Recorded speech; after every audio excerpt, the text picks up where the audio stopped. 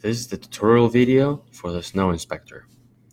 It is meant to help have a visual aid on the features of the app.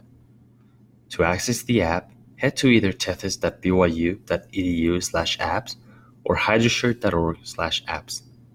For the purpose of this video, we will work on tethys.byu.edu/apps. Click on the Snow Inspector app. A welcome pop-up will appear with basic instructions on how to use the app. On the left side, you can click the Instructions button to reopen the welcome pop-up. The More Info button will take you to the source code on GitHub. You can change the date and the number of days you wish to obtain data from. To select a location, either click anywhere on the map or enter the desired coordinates.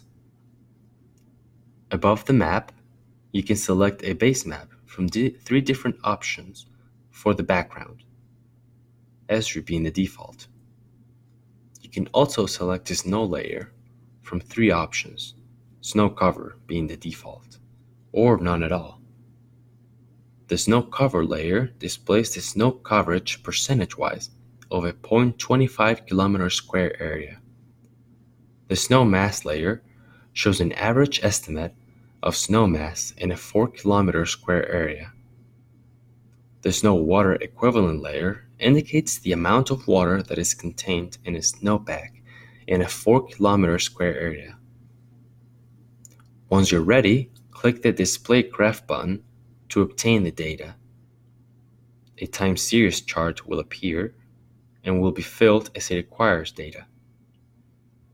Notice you can also switch the layer selected while keeping the parameters previously chosen intact, though it is important that you let the current process finish first.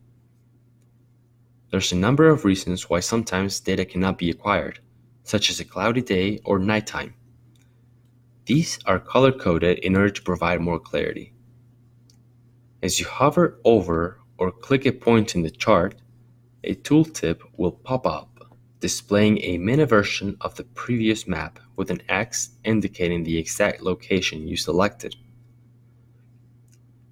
A grid map will also appear on the side, displaying the values of the surrounding area in order to compare and/or look for outliers.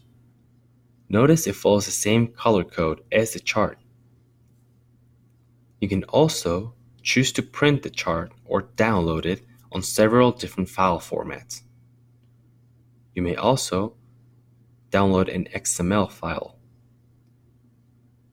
When you're done, you may also upload the information to Hydroshare. Thank you for watching this tutorial.